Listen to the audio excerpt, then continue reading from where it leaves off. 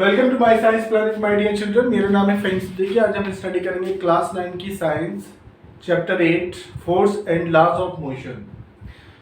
तो force and laws of motion में force होती क्या है, पहले उसके बारे में बात करते हैं। A push or pull on an object is called force.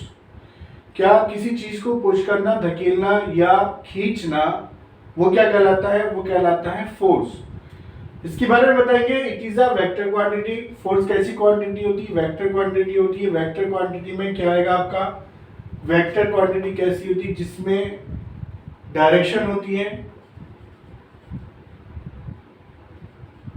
And magnitude होता है। वेक्टर क्वांटिटी वो होती है जिसमें डायरेक्शन होती है और मैग्नीट्यूड होता है। वो क्या होती है? वेक्टर क्वांटिटी होती है। It's SI unit is Newton. इसकी एसआई यूनिट क्या होती है? न्यूटन होती है। इसको हम किससे? कैपिटल एन से भी रिटर्न करते हैं माय डियर चिल्ड्रन। एग्जांपल के तौर पे बता देंगे हम। टू ओपन और क्लोज द डोर। किसी चीज को जब हम ओपन करते हैं, डोर को जब हम ओपन करते हैं या क्लोज करते हैं, जब ओपन करते हैं तो हम उसे क्या करते हैं? खींचते हैं, पुल करते हैं।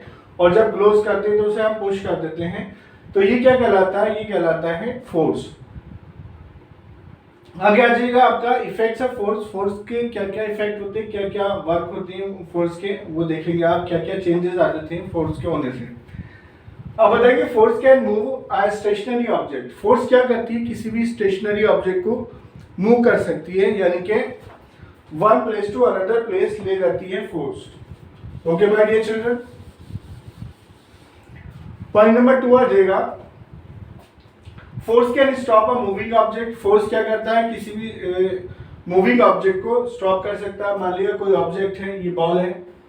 बॉल जो है ये मोशन में आ रही है इधर, तो हम क्या करेंगे? बॉल को हम अपने पैर से रोक सकते हैं। यहाँ पर आएंगे, इसके बाद ये टकराएगी, टकराने के बाद ये रुक जाएगी। तो बॉल को अगर हम रोकना चाहें या किसी भी चीज को रोकना चाहते हैं तो क्या वो अपनी फोर्स है उसको स्टॉप कर सकती है। Force can stop a moving object. Point number 3 आ जाएगा। Force can change the direction of moving object. Force क्या कर सकती है? फोर्स जो है किसी भी ऑब्जेक्ट की डायरेक्शन को जो है वो चेंज कर सकती है। मान लिया कोई ऑब्जेक्ट आ रहा है हमारे पास, ये बॉल है, बॉल इस डायरेक्शन से आ रही है।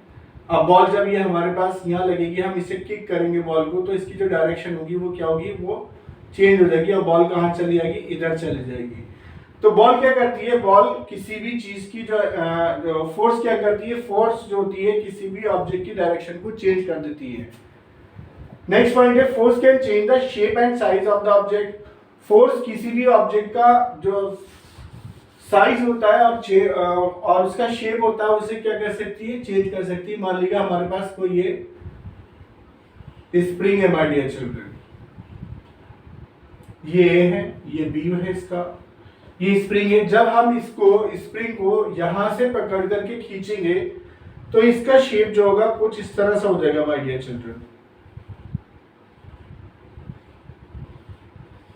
इस तरह से हो जाएगा। तो फोर्स लगाने के बाद हमने देखा इसका जो साइज था वो भी चेंज हो गया माय डियर चिल्ड्रन, और इसका जो शेप था वो भी चेंज हो गया। उसके बाद आ जाएगा force can change the shape and size of the object. ये हो गया हमारा force can change the speed of moving object. Force क्या करती है? किसी भी ऑब्जेक्ट की स्पीड को जो होती है वो चेंज कर सकती है। मान लीजिए ये बॉल है, बॉल जो है मेरे पास कितना 25 किलोमीटर पर आवर की स्पीड से आ रही है, और मैं इसको जो है यहां से इसको किक कर देता हूं। इस बॉल को मैं किक करूंगा तो इसकी स्पीड जो होगी वो क्या होगी? चेंज होगी। और ये जो है बॉल इस डायरेक्शन में कितना, मान लीजिए 40 किलोमीटर पर आवर की स्पीड से चली जाएगी।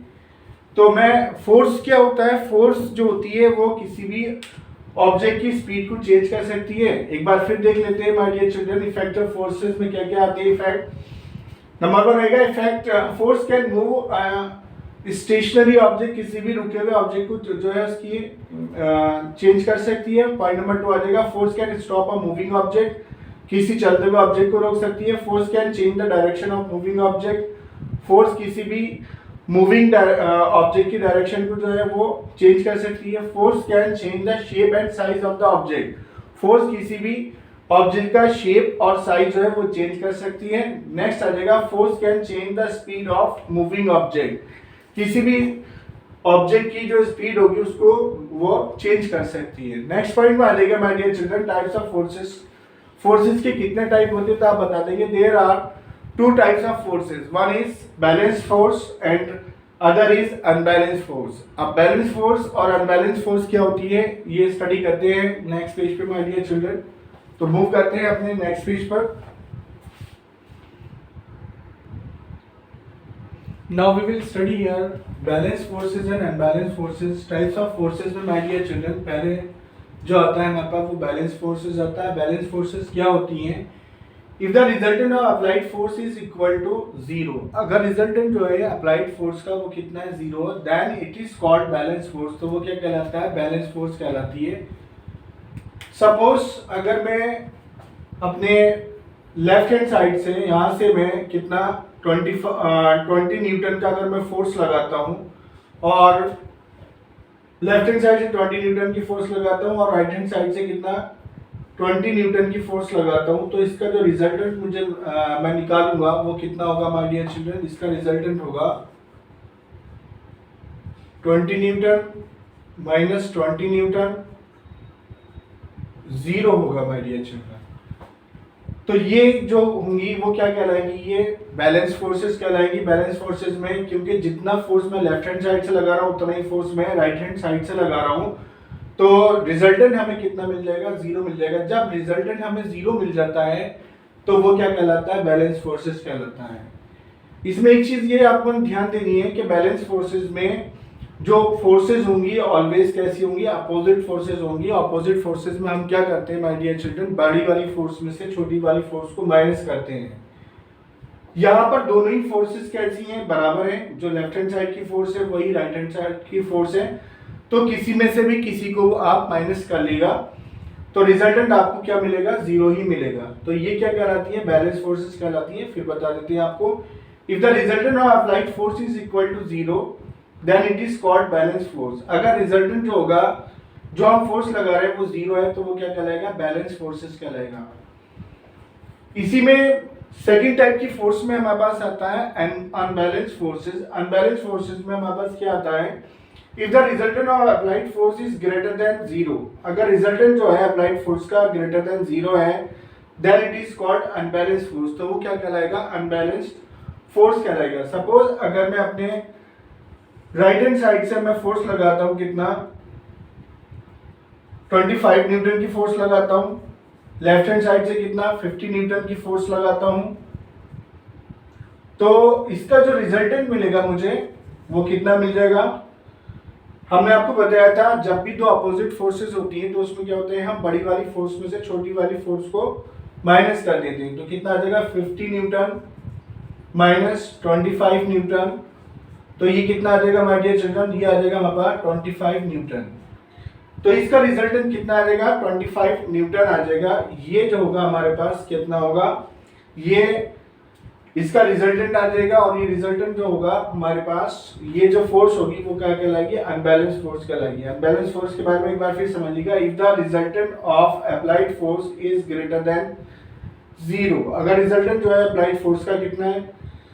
then zero, then it is called unbalanced force. If the resultant of applied force, इसमें माय डियर चिल्ड्रन थोड़ा सा इसमें हमें चेंज करना है। नाउ इसमें जो है my dear children, if the resultant of applied force is greater than zero, अगर ग्रेटर देन जीरो है यानी कि जीरो से बड़ा है तो क्या कैसे कहलाएगा? वो अनबैलेंस्ड फोर्स कहलाएगा। इसमें आपका जो रिजल्टेंट आ रहा है कितना आ रहा है? 25 न्यूटन आ रहा है, तो ये कैसे होगा? अनबैलेंस फोर्स होगी। नाउ मूव करते हैं नेक्स्ट पेज पे my dear children.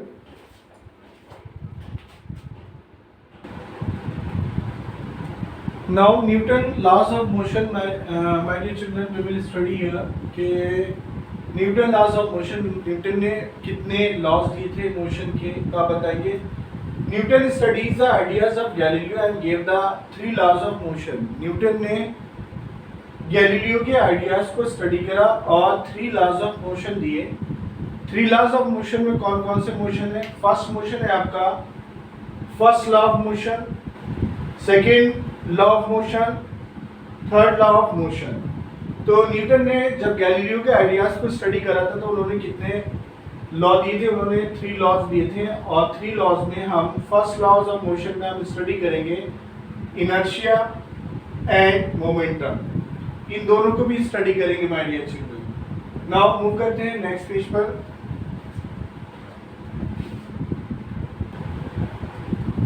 Now we will study here first law of motion my dear children.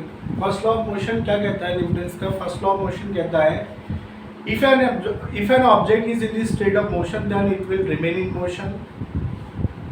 If it is in the state of rest then it will remain in rest until we will not apply an external force in it. या हम कह सकते हैं if an object at rest remains in the state of rest, अगर कोई object जो है rest की पोजीशन में है तो क्या होगा? तो ये रेस्ट की पोजीशन में ही रहेगा। And if an object in motion, अगर कोई ऑब्जेक्ट क्या है मोशन में है, विल कंटिन्यू इन मोशन, तो क्या होगा? वो कंटिन्यू रहेगा मोशन में until we will not apply an external force in it, जब तक कि हम उसके ऊपर कोई एक्सटर्नल फोर्स नहीं लगाए। कहने का मकसद है अगर कोई ऑब्जेक्ट रुका हुआ है तो वो रुका हुआ ही रहेगा, कोई ऑब्जेक्ट चल रहा है तो वो चलता ही रहेगा। कब तक? जब तक कि हम उसके ऊपर कोई एक्सटर्नल फोर्स अप्लाई ना करें। सपोज दैट कि हमारे पास ये एक फुटबॉल है, ये फुटबॉल है माय डियर चिल्ड्रन।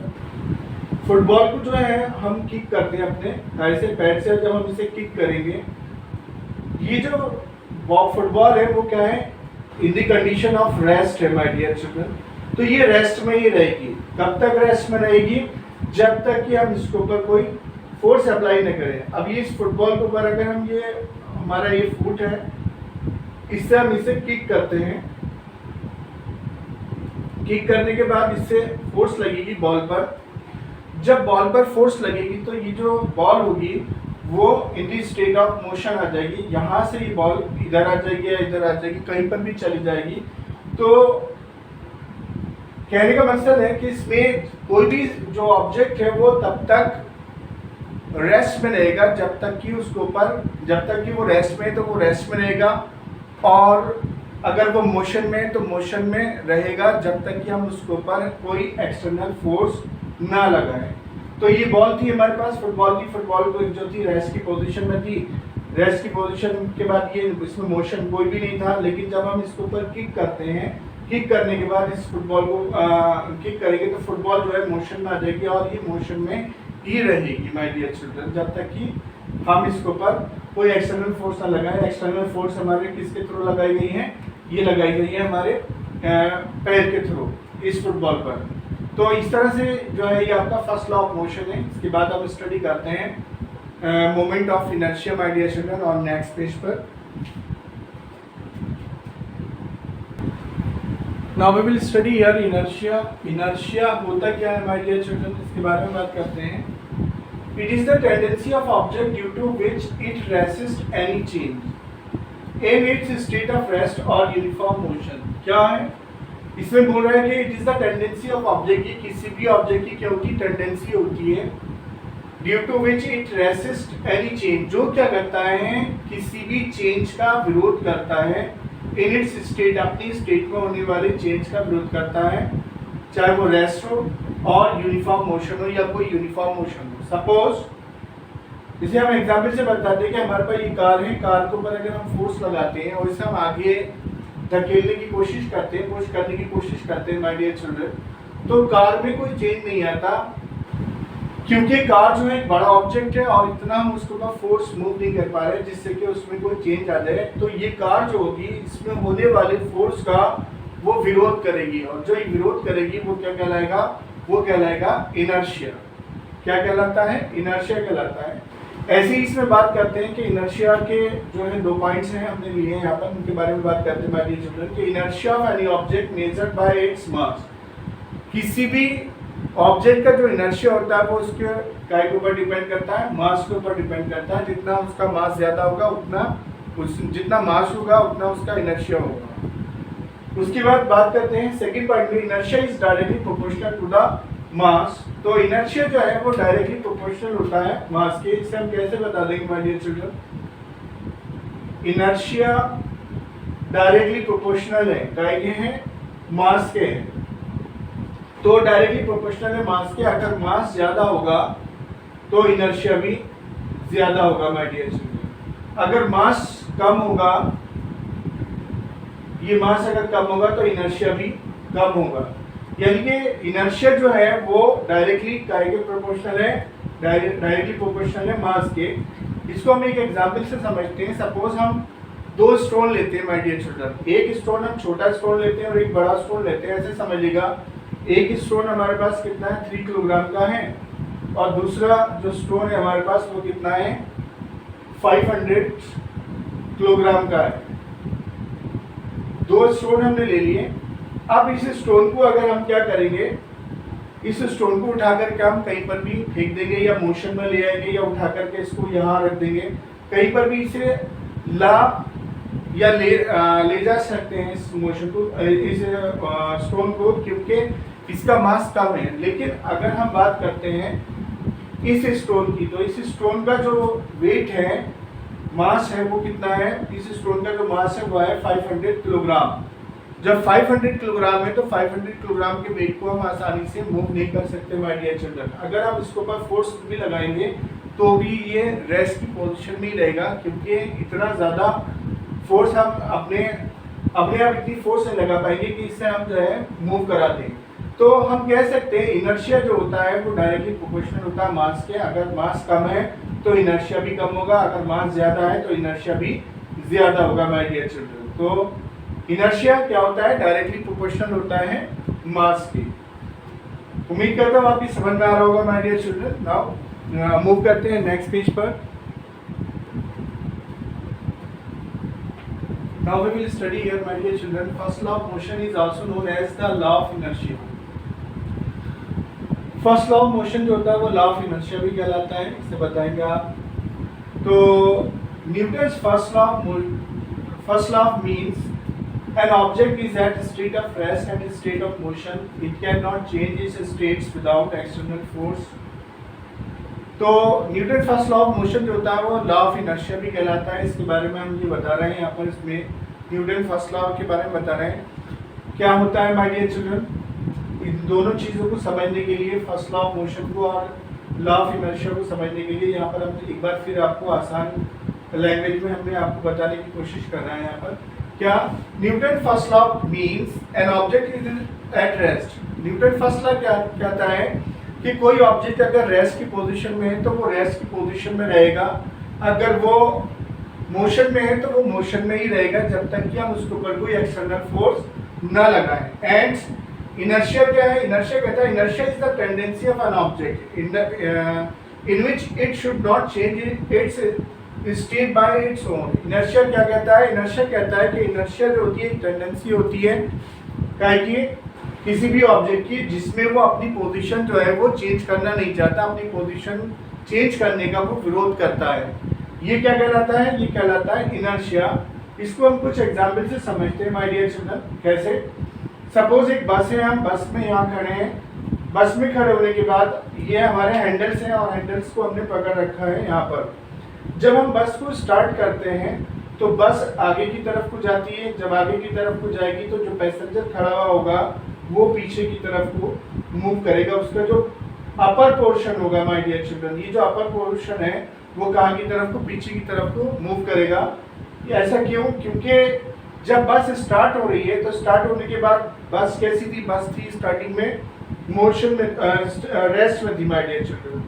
जब रेस्ट में थी और स्टार्ट होती, स्टार्ट होने के बाद जो थी वो अपनी स्टेट चेंज करती है और आगे की तरफ को कोशिश करती है जाने की। तो ये जो पैसेंजर होता है वो पीछे की तरफ, उसका जो अपर बॉडी पार्ट होता है वो क्या चला जाता है, पीछे की तरफ को चला जाता है। अब अगर हम जो है यही जो बस है क्या करती है, ब्रेक अप्लाई कर देती है माय डियर चिल्ड्रन। क्या करती है, ब्रेक अप्लाई कर देती है। तो जो पैसेंजर है वो कहाँ की तरफ को जाएगा, पैसेंजर का जो अपर बॉडी पार्ट होगा वो आगे की तरफ को चला जाएगा। इस वजह से ये हैंडल्स लगे होते हैं, हैंडल्स लगने की वजह से हम क्या करते हैं, हम अपने जो पोस्चर है उसको मेंटेन करते हैं। अदरवाइज अगर ये हैंडल लगे नहीं हो तो क्या होगा, हम गिर सकते हैं। तो ये जो है हमारा, जब हम ब्रेक में अप्लाई कर देंगे तो कहाँ की तरफ को चले जाएंगे, आगे की तरफ को चले जाएंगे। ये हमारा फर्स्ट लॉ ऑफ मोशन में आ जाएगा माय डियर चिल्ड्रन।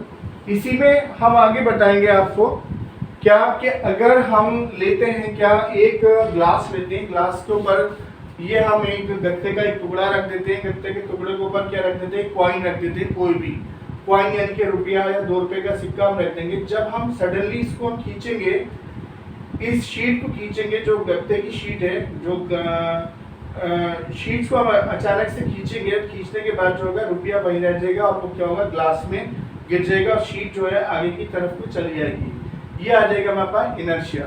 तो इनर्शिया क्या करती है, वो कॉइन आगे क्यों नहीं गया, क्योंकि कॉइन ने उसका जो ये मोशन था, उस गति का उसने क्या करा, विरोध करा, उस मोशन का विरोध करा। तो हम कह सकते हैं inertia is the tendency of an object. Inertia क्या होती है, किसी भी ऑब्जेक्ट की वो टेंडेंसी होती है in which it should not change its state of its own, जिसमें वो अपनी स्टेट जो है वो चेंज करना नहीं चाहती है। इसी वजह से ये कॉइन जो था वो आगे शीट के साथ नहीं गया और कॉइन कहाँ गिर गया, कॉइन आपका ग्लास में नीचे की तरफ को गिर गया। नाउ इसी कंसेप्ट के साथ हम अपने स्टडी करते हैं, नेक्स्ट पेज पे मूव करते हैं माय डियर चिल्ड्रन और स्टडी करते हैं momentum. Now we will study है मोमेंटम। मोमेंटम होता क्या है माय डियर चिल्ड्रन, मोमेंटम के बारे में बात करते हैं। Product of mass and velocity of an object is called momentum. यानी कि किसी भी ऑब्जेक्ट का जो प्रोडक्ट होता है, मास होता है और उसकी वेलोसिटी से अगर हम मल्टीप्लाई कर देंगे तो वो क्या कहलाएगा, मोमेंटम कहलाएगा। मोमेंटम को हम क्या करते हैं, P से हम शो करते हैं my dear children. Product of mass, mass यानी कि कोई ऑब्जेक्ट है उसका मास कितना है, m है, और वेलोसिटी कितनी है, v है, तो वो क्या कहलाएगा, उसका मोमेंटम कहलाएगा P = mv। mv यानी कि प्रोडक्ट ऑफ मास और and velocity is known as momentum. तो मास और वेलोसिटी का जो प्रोडक्ट होता है वो क्या कहलाता है, मोमेंटम कहलाता है।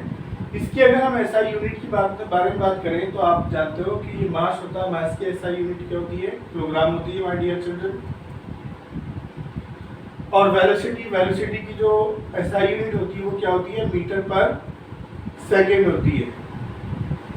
तो इसकी ये एसआई यूनिट बन जाएगी मोमेंटम की, क्या, किलोग्राम मीटर पर सेकेंड इसकी जो है एसआई यूनिट आ जाएगी। अब मोमेंटम के बारे में बात करते हैं। It is also called the power of moving object. Momentum क्या होता है, मोमेंटम जो होता है वो पावर ऑफ मूविंग ऑब्जेक्ट कहलाता है। कोई ऑब्जेक्ट जितना ज्यादा मोशन में होगा उतना ज्यादा उसका मोमेंटम होगा माय डियर चिल्ड्रन। तो हम बता देंगे क्या, पावर जो मोमेंटम होता है वो करके उसके मास के प्रोपोर्शनल होता है। It is denoted by p। जो मोमेंटम होता है उसको हम कैसे, स्मॉल b से डिनोट करते हैं माय डियर चिल्ड्रन। इसी के पॉइंट्स आ जाएंगे। Momentum increases with increase of either mass और velocity of an object. Momentum कैसे इंक्रीज होता है, मोमेंटम इंक्रीज होता है अगर उसके मास में इंक्रीमेंट होगा तो मोमेंटम इंक्रीज होगा, अगर उसकी वेलोसिटी में इंक्रीमेंट होगा तो क्या होगा, उसके मोमेंटम में इंक्रीमेंट होगा। यानी कि जैसे जैसे मास बढ़ता है वैसे वैसे मोमेंटम बढ़ता है और जैसे जैसे वेलोसिटी बढ़ती है वैसे वैसे मोमेंटम बढ़ता है। तो आप कह सकते हैं जो मोमेंटम होता है उसके मास के और वेलोसिटी के क्या होता है, डायरेक्टली प्रोपोर्शनल होता है।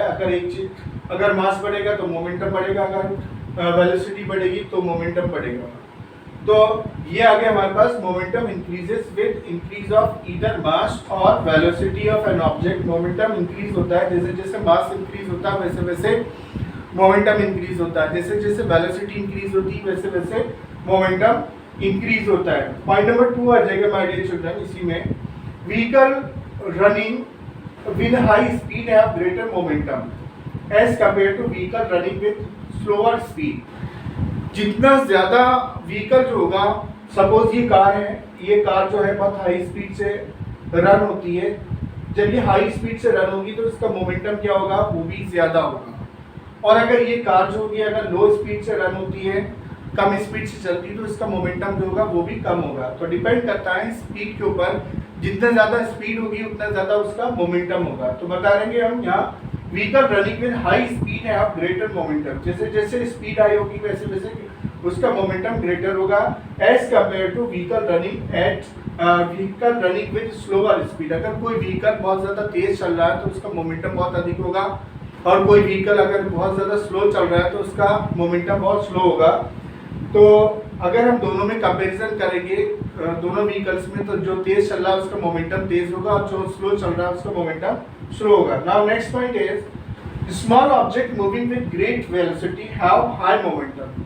कोई भी स्मॉल ऑब्जेक्ट होता है तो उसकी वेलोसिटी क्या होगी, small object moving with great velocity, कोई भी ऑब्जेक्ट होता है उसकी अगर वेलोसिटी बहुत अधिक होगी तो उसका मोमेंटम बहुत अधिक होगा।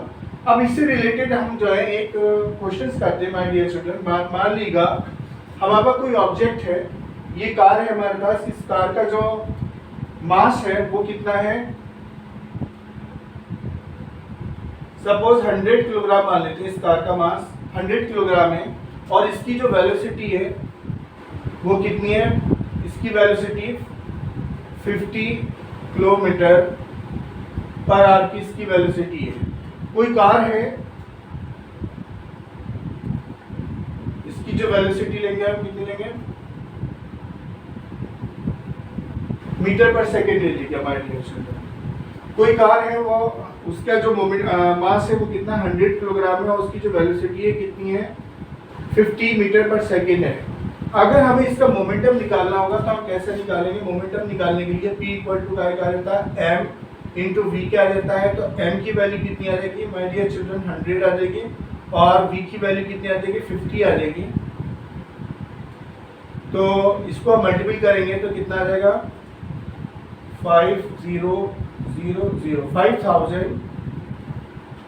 5000 किलोग्राम मीटर पर सेकंड की इसकी जो है मोमेंटम आ जाएगा माय डियर चिल्ड्रन। कितना आ जाएगा 5000 किलोग्राम मीटर पर सेकंड का इसका मोमेंटम आ जाएगा। इस तरह से हम इसके न्यूमेरिकल्स भी सॉल्व कर सकते हैं। तो उम्मीद करता हूँ कि मोमेंटम आपकी समझ में आया होगा। नाउ मूव करते हैं नेक्स्ट पेज पे माय डियर चिल्ड्रन।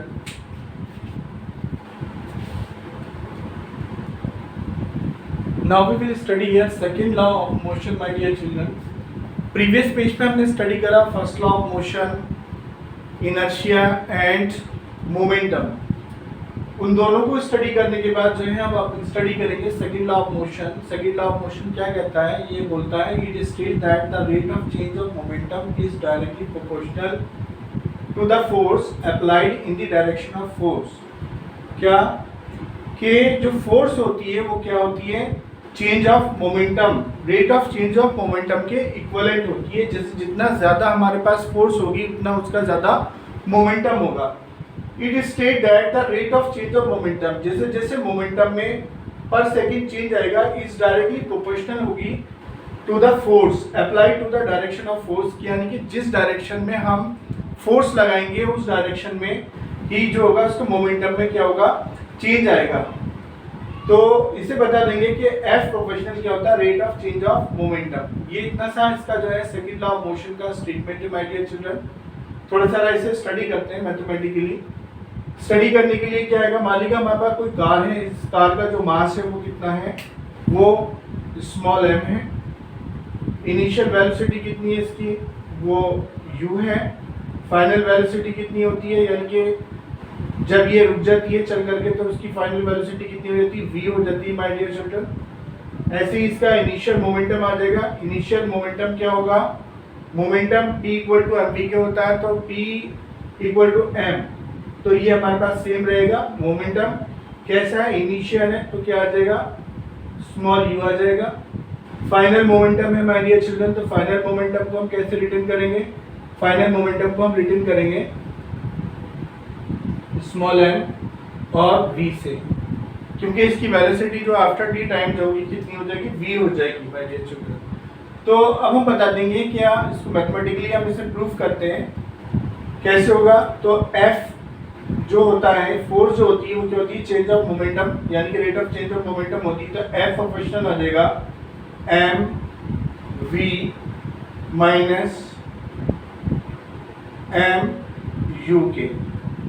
ये हमारे पास फोर्स होती है माय डियर चिल्ड्रन, लेकिन क्या है इसमें रेट लगा हुआ है, तो रेट लगा हुआ था हम इसे क्या करेंगे, इसे हम t से डिवाइड कर देंगे पर सेकेंड, यानी कि फोर्स जो होती है mv minus mu upon t के होती है। फोर्स का मतलब होता है फोर्स, यानी कि फोर्स जो होगी वो कहेगा rate of change of momentum आ जाएगा। अब इसमें हम क्या करेंगे, f को हम अपनी जगह ऐसे ही रहने देंगे माय डियर चिल्ड्रन, प्रोफेशनल आ जाएगा। यहाँ हम देख रहे हैं m इसमें भी है और m इसमें भी है, यहाँ पे v है और ये u है, तो हम क्या करेंगे इसमें से m कॉमन कर लेंगे, अंदर जो बचेगा वो क्या बचेगा, v माइनस u के बचेगा, अपॉन आ जाएगा t एज इट इज रहेगा my dear children, m f proportional m minus f proportional m v minus u upon t। अब ये जो चीज है हमारे पास, हमने ये जो फॉर्मूला हमारे पास बनना है वो काय का बनना है, इसको हमने स्टडी करा प्रीवियस क्लास में, क्या v minus u upon t जो होता है वो काय के इक्विवेलेंट होता है, वो होता है a के, यानी कि एक्सेलरेशन होता है माय डियर चिल्ड्रन। क्या होता है, एक्सेलरेशन होता है। तो हम इसे रिटर्न कर देंगे f प्रोपोर्शनल m और ये v minus u upon a की जगह हम क्या कर देंगे, a रिटर्न कर देंगे my dear children. f proportional का आ जाएगा, ma का आ जाएगा। अब ये प्रोपोर्शनल है, इसको हम हटाएंगे, प्रोपोर्शनल को हटाने के बाद हम कोई एक कांस्टेंट रखेंगे, इक्वल टू कर देंगे, ये प्रोपोर्शनल को हटाएंगे तो ये आ जाएगा k m a।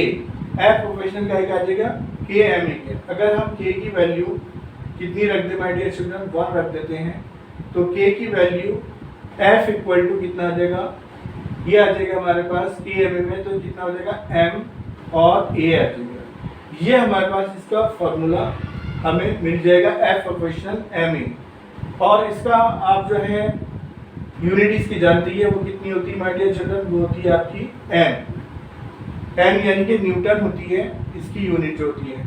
अब आप ये बताएंगे कि इसमें k की वैल्यू हमने 1 ही क्यों रखी, k की वैल्यू हम कुछ और भी रख सकते थे, तो देखते हैं जरा इसको भी, हमने 1 ही क्यों रखी है। मान लीजिए कि अगर हम m इक्वल टू 1 किलोग्राम ले लेते हैं my dear children, a equal to कितना ले लेते हैं, 1 मीटर पर सेकंड ले लेते हैं, एक्सेलरेशन है, तो f की वैल्यू कितनी आ जाएगी, f इक्वल टू हम ले लेंगे कितना, 1 न्यूटन ले लेंगे। अब इसमें हम वैल्यू लगा देते हैं, क्या f equal to k m a के, हमने क्या लगाया, f equal to k m a के लगाया, तो हम इसकी वैल्यू रख देंगे, f की वैल्यू कितनी, 1 न्यूटन है, k हमारे पास एज इट इज आ गया, m की वैल्यू कितनी है, 1 किलोग्राम है, a की वैल्यू कितनी है, 1 मीटर पर सेकेंड है। तो आप देखिएगा k की जब हम मल्टीपल 1 से करते हैं माय डियर चिल्ड्रन, तो कितना आता है, k ही आता है। k की वैल्यू हम फिर से अगेन 1 से मल्टीपल करेंगे तब भी k ही आएगा, तो हमारे पास 1 इक्वल टू हो जाएगा काय के, k क्या आ जाएगा, तो k की वैल्यू हम क्या रखते हैं, 1 रखते हैं इस तरह से। तो उम्मीद करता हूँ आपकी समझ में आ रहा होगा, ये एग्जाम के पॉइंट ऑफ व्यू से बहुत ज़्यादा इंपॉर्टेंट है माय डियर चिल्ड्रन, और इसमें हमारे पास फर्स्ट फार्मूला हमें मिलता है f इक्वल टू ma, बहुत इंपॉर्टेंट है, थोड़ा इसे डीपली स्टडी कीजिएगा। अगर आपकी समझ में नहीं आया है तो एक बार से फिर से आप जो है इसे कंसेप्ट को जो है अपने बैक कीजिएगा और यहाँ से इसको समझिएगा माय डियर चिल्ड्रन। इसका समझना बहुत ज़रूरी है अगर ये चैप्टर आप समझना चाहते हैं। नाउ मूव करते हैं अपने नेक्स्ट पेज पे my dear children. Now we will study some example of second law of motion my dear children. Previous page पे हमने सेकंड लॉ ऑफ मोशन पढ़ा था, अब हम इस सेकंड लॉ ऑफ मोशन से रिलेटेड कुछ एग्जांपल हम स्टडी करते हैं। यहाँ पर सपोज हमारे पास दो बॉल्स हैं, एक बॉल जो है 5 किलोग्राम की है, दूसरी बॉल जो है वो भी 5 किलोग्राम की है, लेकिन फर्स्ट बॉल जो है उस पर जो हम फोर्स अप्लाई करते हैं वो 50 न्यूटन की करते हैं और सेकंड बॉल पे जो फोर्स अप्लाई करते हैं वो कितनी 10 न्यूटन की करते हैं। तो कौन सी बॉल जो है ज़्यादा एक्सेलरेट होगी माय डियर चिल्ड्रन? तो आप बताएंगे दोनों बॉलों का जो वेट है वो तो सेम है, लेकिन फोर्स कितनी है 50 न्यूटन की है और 10 न्यूटन की है, ये फोर्स ज़्यादा है। तो फर्स्ट बॉल में जो हमारे पास जो है फोर्स ज़्यादा है, तो ये जो फोर्स होगी वो ज़्यादा एक्सेलरेट करेगी क्योंकि इसके ऊपर जो होगा ज़्यादा फोर्स लगी हुई है, जिसपे जितनी ज़्यादा फोर्स लगी होती है वो ज़्यादा एक्सेलरेट करती है my dear children in comparison of less force के।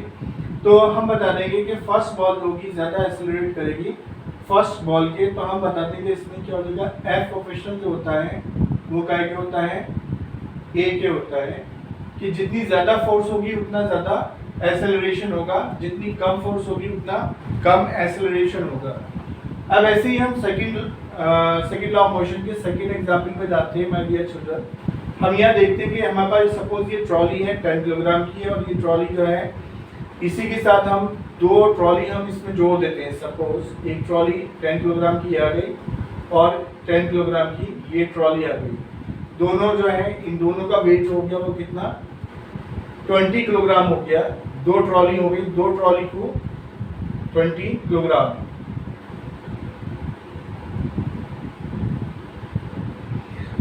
तो 10 किलोग्राम की जो ट्रॉली आप उठाएंगे तो उसे आपको कम फोर्स लगानी पड़ेगी, और यहाँ पर जब दो ट्रॉली हमने जोड़ दी है 20 किलोग्राम हो गया, 20 किलोग्राम की ट्रॉली को जब आप उठाएंगे तो इसमें ज्यादा फोर्स लगानी पड़ेगी। तो हम कह सकते हैं कि फोर्स जो होती है वो काय के डायरेक्टली प्रोपोर्शनल होती है काय के मास के होती है माय डियर चिल्ड्रन। जितना ज्यादा मास होगा उतनी ज्यादा फोर्स लगानी पड़ेगी, जितना कम मास होगा उतनी कम फोर्स लगानी पड़ेगी। अब इसी में सेकंड लॉ ऑफ मोशन में हम थर्ड एग्जांपल पे जाते हैं माय डियर चिल्ड्रन। मान लीजिए हमारे पास 2 बॉल्स हैं, 2 बॉल्स में दोनों का बॉल्स का जो वेट है वो कितना है, 5 किलोग्राम है, यानी कि दोनों बॉल जो होती हैं कितना वेट रखती हैं, 5 किलोग्राम रखती हैं।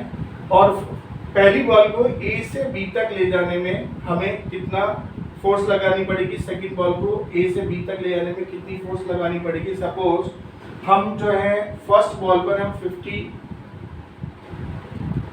न्यूटन की जो है फोर्स लगाते हैं माय डियर चिल्ड्रन, और सेकंड बॉल जो होती है,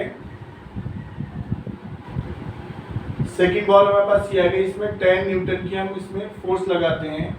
तो हम इसमें बताएंगे कि फोर्स जो होगी वो कैसी होगी। इसमें जो फर्स्ट बॉल है 5 किलोग्राम की, दोनों का जो मास चेंज है, तो ये जो है ए से बी तक जाने में कितना टाइम लेगी ये बताएंगे हम। टाइम को हम इसमें सर्च करेंगे माय डियर चिल्ड्रन कि टाइम कितना। तो आप बता देंगे कि फर्स्ट बॉल में जब हम जो है 50 न्यूटन की फोर्स लगाएंगे, तो फर्स्ट बॉल में 50 न्यूटन की फोर्स लगाने पर जो है ए से बी तक जब जाएगी तो क्या होगा, वो कम टाइम लेगी इन कंपैरिजन ऑफ 10 न्यूटन की फोर्स लगाने पर। तो हम कह सकते हैं कि फोर्स जो होती है वो काय के इनवर्सली प्रोपोर्शनल होती है काय के 1/t के, यानी कि जितनी ज्यादा फोर्स होगी उतना कम टाइम लगेगा। यानी कि अगर हमने 50 न्यूटन की फोर्स लगाई तो ए से बी तक जाने में हमें कितना कम टाइम लगेगा, और अगर हम 10 न्यूटन की फोर्स लगाएंगे तो ए से बी तक जाने में हमें ज्यादा टाइम लगेगा। तो हम बता सकते हैं कि फोर्स जो होती है क्या इनवर्सली प्रोपोर्शनल होती है टाइम के। अब एक बार हम इसे फिर से देख लेते हैं माय डियर चिल्ड्रन। सपोज हमारे पास दो बॉल्स हैं, दो बॉल्स जो दोनों का वेट जो है कितना 5 किलोग्राम है। एक पे आप 50 न्यूटन की फोर्स लगाते हैं, दूसरे पे 10 न्यूटन की फोर्स लगाती है, तो कौन सी बॉल ज्यादा जल्दी एक्सेलरेट करेगी यानी कि मूव करेगी। तो जो बॉल जिस बॉल पे आपने ज्यादा फोर्स लगाई है, मान लीजिए कोई 5 किलोग्राम की बॉल से उसे आप हिट करना चाहते हैं, तो क्या आएगा 50 न्यूटन की फोर्स उस पर लगा रहे हैं, और 5 किलोग्राम की बॉल पर जो है आप उसे हिट करना चाहते हैं 10 न्यूटन की, तो 50 न्यूटन की जो फोर्स लगेगी वो ज़्यादा जल्दी एक्सेलरेट होगी, ज़्यादा जल्दी जाएगी। तो ये हो जाएगा एफ प्रोपोर्शनल ए का आ जाएगा। वैसे ही आ जाएगा कि एक 10 किलोग्राम की ट्रॉली है, दूसरी 20 किलोग्राम की ट्रॉली है, कि दोनों को उठाने में, लिफ्ट करने में किसमें ज़्यादा आपको फोर्स लगानी पड़ेगी।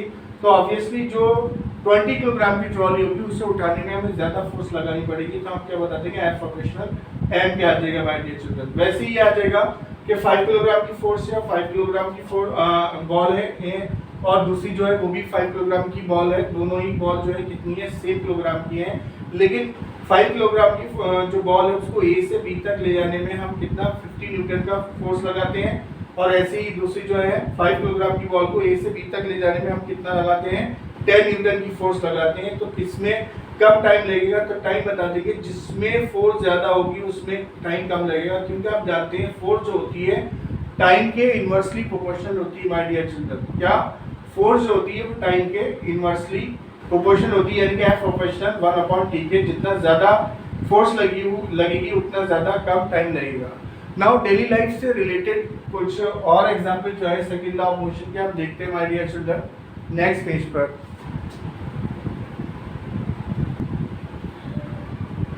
Now we will study here some example of second law of motion in our daily life. Daily life के कुछ जो है एग्जांपल में हम जो है यहाँ पे स्टडी करेंगे माय डियर चिल्ड्रन। सपोज एक प्लेयर है, प्लेयर जब जो होता है, आपने ऐसे समझिएगा कि आपने क्रिकेट खेली होगी, अगर आपने क्रिकेट खेली नहीं है तो देखी तो ज़रूर होगी। उसमें एक प्लेयर होता है, प्लेयर जब जो होता है बॉल को पकड़ने की कोशिश करता है तो बॉल जब आ रही होती है तो धीरे धीरे अपने हाथों को क्या करता है, वो बॉल को जब पकड़ रहा है तो अपने हाथों को धीरे धीरे नीचे लेकर के जाता है। ऐसे समझिएगा ये कंडीशंस है कि बॉल है, इसे पकड़ने की कोशिश कर रहा है, जब हाथ में पकड़ लेगा तो धीरे धीरे अपने हाथों को नीचे लेकर के जाएगा। सपोज बॉल आ रही होती है, इस तरह से बॉल आ रही होती है, या इस तरह से हम बॉल कोई आ रही है तो बॉल आने के बाद क्या करते हैं, बॉल पकड़ने के बाद हम नीचे हाथों को अपनी इस तरह से लेके जाते हैं। तो ये नीचे को हाथ जो है नीचे को ले जाने का जो कंसेप्ट है उसका क्या रीजन है माय डियर चिल्ड्रन? उसका रीजन ये है कि धीरे धीरे जैसे हम अपने हाथों को नीचे को लेकर के जाते हैं तो हम उस बॉल की जो है वेलोसिटी को कम कर रहे हैं, जिससे कि हमारे हाथ जो है हर्ट नहीं हो, यानी कि हमारे हाथों में चोट नहीं लगे, उसका मोमेंटम कम होगा। मोमेंटम को कम करने के लिए, वेलोसिटी को कम करने के लिए हम अपने हाथों को नीचे लेकर के जाते हैं और इस तरह से हम जो हमारे हाथ में जो चोट लगती है, जो बॉल जो बहुत ज़्यादा फोर्स से आ रही है, बहुत तेज़ी से आ रही है, उसे पकड़ने के बाद हम पीछे को हाथ लेकर के जाएंगे तो उसका हम धीरे धीरे वेलोसिटी कम कर रहे हैं, जिससे कि हमारे हाथों में चोट नहीं लगे। इस तरह से हम अपने डेली लाइफ में कई जगह हम इसका इस्तेमाल करते हैं। सपोज कि अगर मैं ये हमारा बॉल का एग्जाम्पल आ गया, बॉल की जगह अगर हम जो है डेली लाइफ में जब हम पढ़ने जाया करते थे, मैं एक एग्जाम्पल और दे रहा हूँ माय डियर चिल्ड्रन। तो सर मान लीजिए हमसे कोई मिस्टेक हो गई तो सर हमें जो है डंडे से मारा करते थे।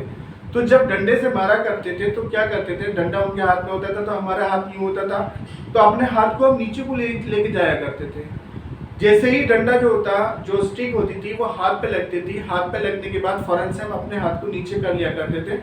नीचे हाथ करने का मतलब क्या होता है? नीचे हाथ करने का मतलब होता है हम उस जो स्टिक है उसकी वेलोसिटी को हम कम कर रहे हैं, और वेलोसिटी को कम करने के बाद उससे हमारे हाथ में कम चोट लगेगी। इस वजह से हम क्या करते हैं, अपने हाथ को नीचे डाउन करते हैं ताकि हम जो है हमारे हाथ में चोट कम लगेगी। इसके अलावा और बहुत सारे एग्जाम्पल है। सपोज अगर हम कोई कप से हम चाय पी रहे हैं, चाय पीते वक्त में अगर हम जो है हमारे हाथ से कप छूट जाता है और वो नीचे फ्लोर पर आता है, फर्श पर आ जाता है, तो कप टूट जाता है माय डियर चिल्ड्रन। लेकिन अगर हम उस फ्लोर पे अगर हम जो है कोई मैट्रेस अगर हम लगा देते हैं, कोई गद्दा वगैरह हम रख देते हैं नीचे, तो क्या होगा, जो कप जो है जब नीचे को आएगा तो नीचे आने के बाद जो होगा उसकी वो पहले उस मैट्रेस से टकराएगा, मैट्रेस से टकराने के बाद उसकी जो वेलोसिटी है तो वो कम हो जाएगी, और वेलोसिटी कम होने की वजह से क्या होगा, कप जो होगा वो टूटने से बच जाएगा। ये आपने देखा होगा। एक आध एग्जाम्पल और हम ले लेते हैं। उसमें सपोज के हाई जंप जो होती है, हाई जंप में इस तरह से हमारे पास दो पोल होते हैं। ये दो पोल्स में क्या होता है, हमें इसको जो है हाई जंप लेनी होती है। हाई जंप जो है हम इसमें जब हाई जंप लेते हैं, यहाँ से कोई भी प्लेयर जो होता है हाई जंप लेता है, हाई जंप लेने के बाद जो वो इधर आता है तो यहाँ पर जो होता है कुछ हम मैट्रेसेस बिछा देते हैं माय डियर चिल्ड्रन। तो मैट्रेसेस जो बिछाने का रीजन होता है, मैट्रेसेस बिछाने का रीजन ये होता है कि जब ये प्लेयर जो होगा हाई जंप ले रहा है तो इस मैट्रेस पर आएगा, उसकी जो वेलोसिटी होगी वो यहाँ पर आने के बाद, मैट्रेस पर आने के बाद जो कि जब ये इससे टकराएगा तो कुछ कम हो जाएगी, जिससे कि वो इजीली हर्ट होने से बच जाएगा। लेकिन सपोज अगर हम ये मैट्रेस हटा देंगे तो यहाँ पर ये फ्लोर होगा, फ्लोर से जब वो टकराएगा तो उसकी जो हाई जंप लेने के बाद जब वो फ्लोर से टकराएगा तो उसकी वेलोसिटी कम नहीं होगी, बल्कि वेलोसिटी जो जब वो फ्लोर से टकराएगा तो वेलोसिटी बिल्कुल भी कम नहीं होगी, और वेलोसिटी कम नहीं होगी तो उसके हाथ पैर टूटने की पॉसिबिलिटीज हो जाएगी। तो कई सारी चीज़ें हैं जिसमें हम जो है सेकंड लॉ ऑफ मोशन जो अपनी डेली लाइफ में हम दिखा सकते हैं और हम करते भी हैं my dear children. Now move करते हैं अपने हम नेक्स्ट पेज पर my dear children.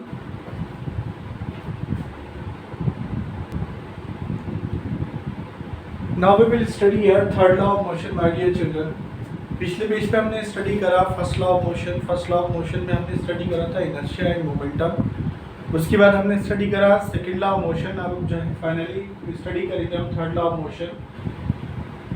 Third law of motion में क्या होता है, it states that if a body exerts a force on a second body, the second body exerts a force that is equal to in magnitude and opposite in direction.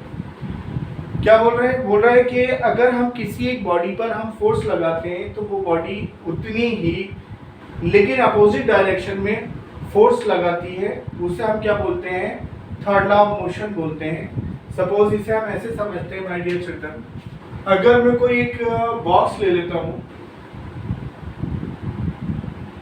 ये एक box है, इस box पर अगर मैं suppose force लगाता हूँ, एक कितना 50 न्यूटन की फोर्स लगाता हूँ, तो ये वो बॉक्स जो होगा वो भी इतनी ही लेकिन अपोजिट डायरेक्शन में फोर्स लगाएगा। ये जो होगा वो क्या कहलाता है, थर्ड लॉ ऑफ मोशन कहलाता है। इसी को एक छोटे से स्टेटमेंट से और समझते हैं हम, क्या, every action has an equal and opposite reaction. हर एक एक्शन का जो होता है इक्वल एंड अपोजिट रिएक्शन होता है। तो जितनी फोर्स मैं इस बॉक्स पर लगा रहा हूँ उतनी ही फोर्स होगा, ये बॉक्स होगा वो मेरे ऊपर अपोजिट डायरेक्शन में इम्प्लीमेंट करेगा, लगाएगा। ये कहलाता है थर्ड लॉ ऑफ मोशन। तो थर्ड लॉ ऑफ मोशन क्या है, state that if a body exerts a force on a second body, अगर कोई बॉडी किसी दूसरी बॉडी पर फोर्स लगाती है, the second body exert a force that is equal to in magnitude and opposite in direction. तो second body भी जो होती है उतने ही मैग्नीट्यूड से लेकिन अपोजिट डायरेक्शन में फोर्स लगाती है, जिससे हम क्या कहते हैं, थर्ड लॉ ऑफ मोशन बोलते हैं। अब इसी में आ जाएगा आपका कि every action has an equal and opposite action. एक छोटा सा स्टेटमेंट है, जितना एक्शन होता है उतना ही जो है रिएक्शंस होता है। इसी में आपकी पॉइंट आ जाएंगे माय डियर चिल्ड्रन। फर्स्ट आ जाएगा force exerted by first body is action. जो फोर्स होती है जो फर्स्ट बॉडी पे लगाई जाती है वो क्या होती है, फर्स्ट बॉडी जो फोर्स लगाती है उसे हम एक्शन बोलते हैं। Force exerted by second body is reaction, और जो सेकंड बॉडी पे हम फोर्स लगाते हैं वो हम क्या कहती है, रिएक्शन कहलाती है। इसे आप इन दोनों पॉइंट्स को माय डियर चिल्ड्रन थोड़ा इस तरह से समझिएगा। क्या है ये कि ये हमारे पास मान लीजिए मैं यहाँ पर क्या कर रहा हूँ, इसके ऊपर फोर्स लगा रहा हूँ, कितने 50 न्यूटन की फोर्स लगा रहा हूँ। ये एक बॉक्स है, तो बॉक्स भी मेरे ऊपर 50 न्यूटन की फोर्स लगा रहा है। जब मैं इस बॉक्स पर फोर्स लगा रहा हूँ तो ये हो गया हमारा एक्शन। और ये फोर्स जब मैं 50 न्यूटन की फोर्स इसके ऊपर लगा रहा हूँ तो ये बॉक्स भी जो है इतनी फोर्स मेरे ऊपर लगाएगा, वो क्या होगा, वो होगा रिएक्शन। तो जितना एक्शन होता है उतना ही रिएक्शन होता है my dear children. Action always equal to होता है क्या के, रिएक्शन के। हम इसे कैसे बताएंगे, एग्जाम्पल हम दे देते हैं अपनी डेली लाइफ में। जैसे वॉकिंग होता है, वॉकिंग में हम देखेंगे कि मान लीजिए ये मेरे पैर हैं और ये मैं फर्स्ट फीट मेरा यहाँ पर है तो सेकंड फीट मेरा यहाँ पर आ गया। जब मैं चलना स्टार्ट करता हूँ तो चलने में जो है मैं फोर्स लगा रहा हूँ के ऊपर, ग्राउंड के ऊपर। ये ग्राउंड है, ग्राउंड के ऊपर मैं फोर्स लगाई तो ग्राउंड का जो हुआ ये मैंने फोर्स लगाई। फोर्स लगाने के बाद ये ग्राउंड जो होगा, जितनी मैं फोर्स यहाँ लगा रहा हूँ इस पर, तो ग्राउंड जो है, ग्राउंड मेरा जो पैर है वो कहीं पे जमीन पर आएगा। जमीन से मैं फोर्स ले रहा हूँ, लगा रहा हूँ जमीन पर, तो जमीन पे जब फोर्स लगा रहा हूँ तो मैं आगे की तरफ को जाऊंगा तो इतना ही जो होगा वो रिएक्शन होगा। तो जितना मैं फोर्स लगाऊंगा उतना ही रिएक्शन होगा और मैं आगे चला जाऊंगा। तो ये क्या होता है, हमारे पास एक्शन और रिएक्शन होता है। ये वॉकिंग का आ जाएगा हमारे पास। उसके बाद अगर हम जंपिंग करते हैं माय डियर चिल्ड्रन, मान लीजिए जंप करने में मैं यहाँ पर मेरे एक बोर्ड पर हूँ, मैं बोर्ड से मुझे डेक पर आना है, यानी कि मुझे यहाँ पे ग्राउंड पर आना है। ये ग्राउंड है और ये बोर्ड है। सपोज इस बोर्ड से मैं यहाँ से यहाँ खड़ा हूँ, यहाँ से मैं जंप लगाऊंगा। जब मैं यहाँ से जंप लगाऊंगा तो जंप लगाने में क्या होगा, मैं एक्शन लूंगा।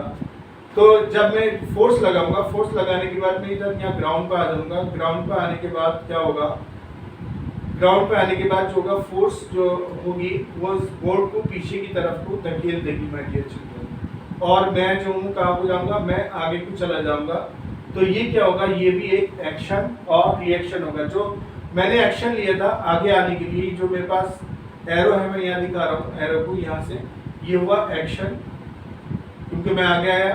और जब मैं एक्शन मैंने लिया तो ये बोट गई पीछे को, तो बोट से ये जब पीछे को जो गई बोट तो वो क्या हुआ, वो हुआ रिएक्शन।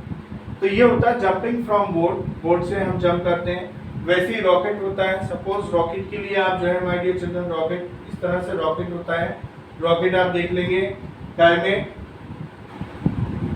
या तो दिवाली पे आप जो रॉकेट होता है या स्पेस वाला जो रॉकेट होता है, दोनों रॉकेट में से कोई सा भी आप जो है देखेंगे, दोनों का एक ही पर्टिकुलर प्रिंसिपल रहता है कि रॉकेट में जो होता है कि कुछ फ्यूल्स होते हैं, और फ्यूल्स होते हैं जब हम उसे बंद करते हैं तो बंद करने के बाद क्या होता है, वो रॉकेट ऊपर को जाता है माय डियर चिल्ड्रन। तो जो नीचे को जाएगा ये रॉकेट, ये होगा इसका, ये जो फोर्सेज होगी जब इसमें से बंद करना शुरू करूंगा तो फोर्सेज नीचे की तरफ को क्या करेगी, जो फ्यूल है वो नीचे की तरफ को फोर्स लगाएगा, ये रिएक्शन होगा। और रिएक्शन होने के बाद उतना ही जो ये एक्शन होगा, और एक्शन होने के बाद उतना ही जो होगा अपोजिट डायरेक्शन में क्या होगा, वो रिएक्शन होगा माय डियर चिल्ड्रन। और ये एक्शन और रिएक्शन हम कैसे करेंगे, आगे जो हमारे पास चैप्टर आएगा my dear children, force equal to force के होती है हमारे पास। तो ये जो फोर्स होगी ये एक्शन होगा, एक्शन के बाद उतना ही रिएक्शन होगा। तो ये न्यूमेरिकल जब आएंगे, जब रिएक्शन होगा तो रिएक्शन में हम कितना लगाएंगे, माइनस का फोर्स लगाएंगे उसमें माय डियर चिल्ड्रन, कि एक्शन की उतनी ही इक्वल एंड अपोजिट डायरेक्शन में जो होती है क्या होती है, रिएक्शन होती है। तो रॉकेट जो होता है, रॉकेट में जब हम क्या करते हैं उसमें फ्यूल में आग लगाते हैं, तो आग लगाने के बाद क्या होता है, जो ये इसके अंदर जितना भी वो सब्सटेंस होता है वो जब बर्न होना शुरू होता है तो वो नीचे की तरफ को फोर्स जो होता है वो एक्सर्ट करता है, उसे हम क्या बोलते हैं, एक्शन बोलते हैं। और जब नीचे की फोर्स को, जब वो नीचे की तरफ को फोर्स एक्सर्ट करेगा तो क्या होगा, ये ऊपर को जाने की कोशिश करेगा, ऊपर को जाएगा तो वो क्या कहलाएगा, वो उसकी रिएक्शन होगी। तो ये क्या होगा, इसे हम एक्शन रिएक्शन लॉ के नाम से भी जानते हैं माय डियर चिल्ड्रन। इसी तरह से हम कुछ और भी एग्जाम्पल ले लेते हैं। मान लीजिए हम ले लेते हैं example recoil of gun. Recoil of gun में मान लीजिए मेरे पास क्या है कि मैं गन लेता हूँ, गन से मैं जब जो ट्रिगर को जब मैं दबाता हूँ तो ट्रिगर दबाने के बाद जो बुलेट्स होती है वो आगे की तरफ को चली जाती है माय डियर चिल्ड्रन। तो जब आगे की तरफ को बुलेट जाएगी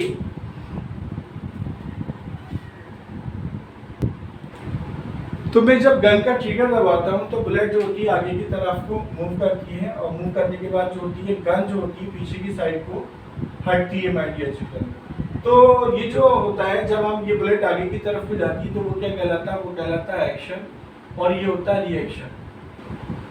लेकिन अब आपका यहाँ पे क्वेश्चन अराइज होगा माय डियर चिल्ड्रन कि जितना एक्शन होता है उतना ही रिएक्शन होता है, ऑब्वियसली, क्योंकि बुलेट जो होती है, बुलेट का जो होता है मास जो होता है वो कम होता है, इस वजह से बुलेट जो होती है बहुत ज़्यादा दूर तक जाती है। और जो गन होती है, गन का जो मास होता है बहुत ज़्यादा होता है, बुलेट का मास बहुत कम होता है, इस वजह से बहुत ज़्यादा जाती है।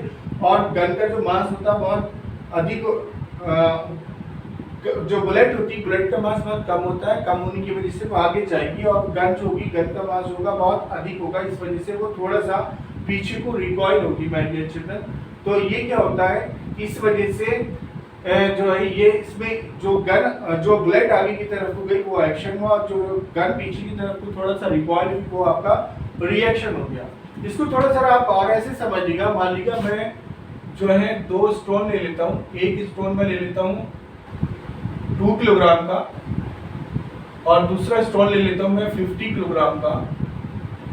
ये स्टोन को जब मैं इसको जो फेंकूंगा, इस स्टोन को, ये स्टोन है हमारे पास, तो जब मैं 2 किलोग्राम के स्टोन को फेंकूंगा तो इसकी वेलोसिटी बहुत अधिक होगी। जो सेम वेलोसिटी से अगर मैं फेंकूंगा तो क्या होगा, ये जो 2 किलोग्राम का जो पत्थर होगा बहुत ज्यादा दूर जाएगा इन कंपैरिजन ऑफ 50 किलोग्राम के स्टोन को फेंकने के। 50 किलोग्राम का जो स्टोन को अगर मैं फेंकूंगा तो इसे मैं ज्यादा दूर तक नहीं फेंक पाऊंगा, क्योंकि क्या होगा, इसका मास बहुत अधिक है। इसके मास ज्यादा होने की वजह से मैं ये जो स्टोन होगा वो ज्यादा दूर तक नहीं जा पाएगा इन कंपैरिजन ऑफ 2 किलोग्राम के स्टोन के, क्योंकि 2 किलोग्राम का स्टोन इसका जो है मास कम है, तो इसकी जिसका मास कम होगा तो उसकी वेलोसिटी बहुत ज्यादा होगी। इस तरह से हम ये बता सकते हैं क्या, इसमें भी जो रिकॉइल ऑफ गन होता है उसमें भी क्या होता है, एक्शन और रिएक्शन लॉ लगाते हैं। वैसे ही मैं स्विमिंग का बता देता हूँ। स्विमिंग में जब हम स्विमिंग करते हैं माय डियर चिल्ड्रन तो अपने हाथों को इस तरह से आगे ये लेकर जाते हैं, आप ये हाथ को हम पीछे लेकर जाएंगे, उसके बाद ये हाथ लेंगे, हाथ से हम पीछे को पानी जो है वो धकेलते हैं। तो पानी को जो पीछे की तरफ को जो धकेलना होता है वो पहले हम क्या करेंगे, रिएक्शन करेंगे, एक्शन करेंगे। एक्शन करने से हमने पानी को पीछे की तरफ को धकेला। जब हम पानी को पीछे की तरफ को धकेल रहे हैं तो पानी हमें आगे की तरफ को ले जाएगा। तो ये होता है एक्शन और रिएक्शन लॉ होता है माय डियर चिल्ड्रन। ये क्या होते हैं, थर्ड लॉ ऑफ मोशन होते हैं। ये उम्मीद करता हूँ आपकी समझ में आ रहा होगा my dear children. Now we will study last concept of this chapter here. Now we will study here conservation of momentum. इस चैप्टर का लास्ट कंसेप्ट है माय डियर चिल्ड्रन, इसे स्टडी करेंगे हम। कंजर्वेशन ऑफ मोमेंटम क्या होता है तो बताइए, व्हेन टू और more objects act upon one another.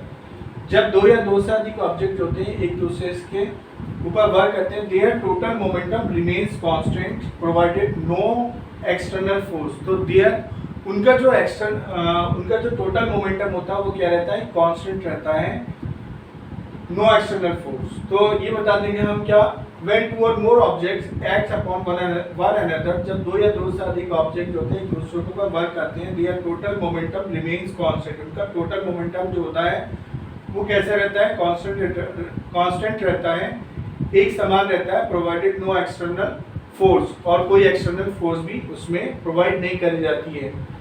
इसको माय डियर चिल्ड्रन ऐसे समझते हैं, मान लीजिए हमारे पास दो कोई ऑब्जेक्ट हैं, ये दो ऑब्जेक्ट में एक ऑब्जेक्ट ए है और एक ऑब्जेक्ट बी है। ऑब्जेक्ट ये जो है हमारे पास कंडीशन है, वो दो ऑब्जेक्ट हैं, ये क्या कर रहे हैं, मोशन कर रहे हैं अलग अलग वेलोसिटी से। ये दोनों, इस ऑब्जेक्ट की जो वेलोसिटी है वो इस ऑब्जेक्ट की वेलोसिटी से कहीं ज़्यादा है, तो ये कहीं ना कहीं जब इसकी वेलोसिटी ज़्यादा है तो ये दूसरे ऑब्जेक्ट से कहीं ना कहीं टकराएगा। तो ये यहाँ पे टकराएगा, टकराना यानी कि कोलिजन करेगा। कोलिजन होने के बाद जो है फिर से ये अलग हो जाएगा, ये ऑब्जेक्ट इधर आ जाएगा और ये ऑब्जेक्ट इधर आ जाएगा।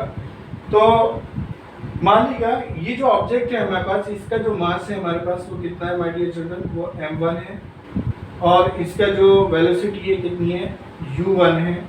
ऐसे ही ये जो है ऑब्जेक्ट है, इसका मास कितना है, m2 है, और इसकी जो वेलोसिटी है u2 है। ये टकराने से पहले है माय डियर चिल्ड्रन। अब ये दोनों ऑब्जेक्ट होते हैं एक दूसरे से कोलिजन करते हैं, कोलिजन करने के बाद इसका जो मास होगा, मास में तो कोई चेंज नहीं आएगा माय डियर चिल्ड्रन, मास होगा m1 रहेगा इसका मास, और इसका भी मास होगा वो m2 ही रहेगा जो इसका मास था, लेकिन इनकी वेलोसिटी में चेंज आ जाएगा। वेलोसिटी में चेंज किया आएगा, इसकी जो वेलोसिटी हो जाएगी वो कितनी हो जाएगी, ये v1 हो जाएगी, और ये वेलोसिटी कितनी हो जाएगी, ये v2 हो जाएगी। तो कंजर्वेशन ऑफ मोमेंटम ये होता क्या है, P = mv होता है। हम जानते हैं my dear children, P = mv से इनके जो मास होंगे टकराने के बाद, कोलिजन के बाद कितने हो जाएंगे, m1 v1 और m2 v2 हो जाएंगे। तो इसे हम कैसे रिटर्न कर सकते हैं माय डियर चिल्ड्रन, ये हम रिटर्न करेंगे m1 u1 plus m2 u2 equal to आ जाएगा हमारे पास कितना, m1 v1 plus m2 v2, और इसे हम रिटर्न कर देते माय डियर चिल्ड्रन, यानी कि इनिशियल मोमेंटम जो होता है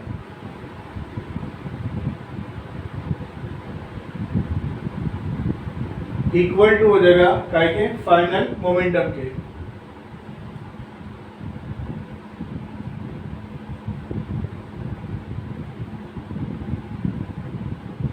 इनिशियल मोमेंटम जो होगा वो काय के, कोलिजन के बाद फाइनल मोमेंटम के इक्विवेलेंट आ जाएगा। इस केस में कभी भी जो है हमारे पास मास में कोई चेंज नहीं आएगा, तो ये कहलाता है कंजर्वेशन ऑफ मोमेंटम, के मोमेंटम का कंजर्वेशन करना।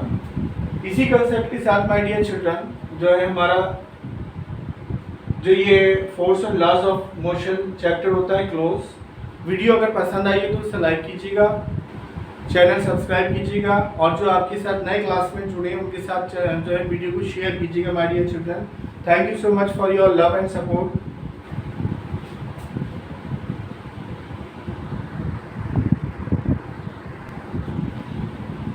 नाउ माय डियर चिल्ड्रन, इस क्वेश्चन से रिलेटेड जितने भी क्वेश्चन आंसर हैं और न्यूमेरिकल्स हैं उससे हम कराएंगे पार्ट 2 में।